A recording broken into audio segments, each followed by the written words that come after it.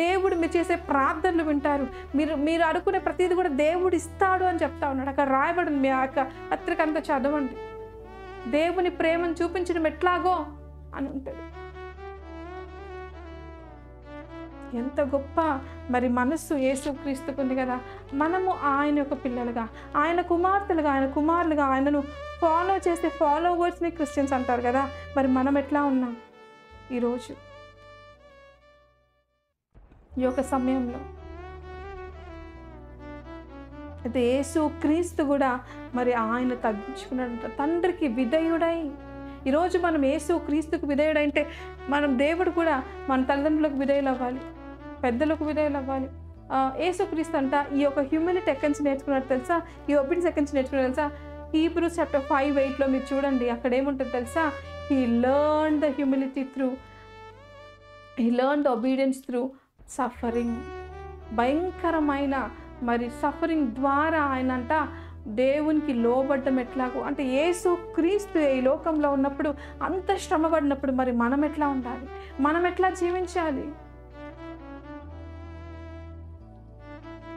దేవుని ప్రేమించే వారికి మరి అన్నీ కూడా సమకూడి జరుగుతాయి.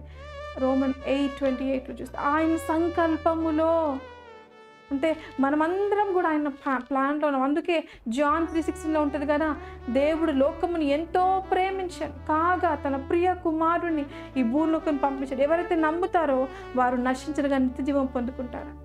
మరి ఈరోజు మనము ఆ రక్షణను, ఆ యొక్క నిత్య జీవాన్ని అనుభవిస్తున్నామా? క్రిస్మస్ సంతోషం మన హృదయంలో ఉందా? దేవుని కలిగి ఉన్న వాళ్ళ యొక్క ఆనందం అన్లిమిటెడ్, అసలు అది ఎవ్వరూ ఇవ్వలేదు. నేను చాలాసార్లు చెప్పాను, ఆ శాంతి సమాధానం గొప్పగా ఉంటుంది. ఈ లోకంలో శ్రమలు, కష్టాలు ఇవేవి కనబడవు. అయితే బైబిల్లో మరి మోషేని గురించి చూసాం కదా, 12:3 Numbers 12:3 చూస్తే అక్కడ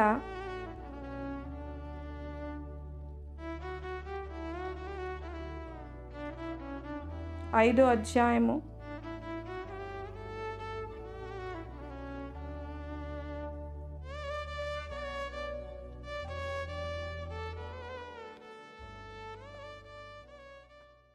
'యెహోవా ఆ మాట వినను, మోషే భూమి మీదనున్న వారందరిలో మిక్కిలి సాత్వికుడు. చూసారా, ఈ వరల్డ్లో ఉన్న వారందరికంటే కూడా హీస్ అ వెరీ మీక్ మ్యాన్ అంట.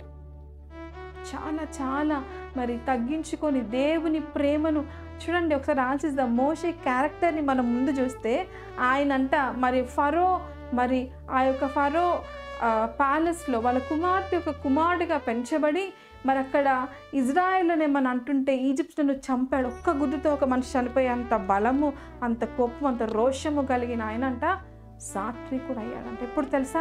ఆ 40 years అరణ్యంలో ఆయన నేర్చుకున్నాడు. ఆయన వ్యక్తిగత అరణ్య జీవితంలో అనుకోవచ్చు ఈరోజు లైఫ్లో ఏం అవ్వట్లేదు ఏంటి అంటే, God will make you to learn some things. Unless and until you learn some things, God will never use you. God will never give you some big responsibility on your head. You have to learn what is to be like a God's servant. దేవుని కుమారుడుగా, దేవునికి ఇష్టమైన పాత్రగా, అర్హమైన పాత్రగా ఉండాలంటే ఆయన విధానాల్లో, ఆయన యొక్క మార్గములో నడవాలి.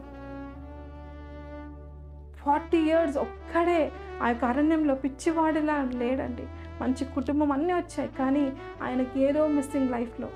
ఎప్పుడైతే దేవుని ఆ యొక్క బర్నింగ్ బుష్ దగ్గర మరి యెహోవా దేవుడు ఆయనతో మాట్లాడాడో, స్వరము విన్నాడో, దాని తర్వాత వెంబటే ఆయన లోబడలేదు, కొంచెం టైం పట్టింది.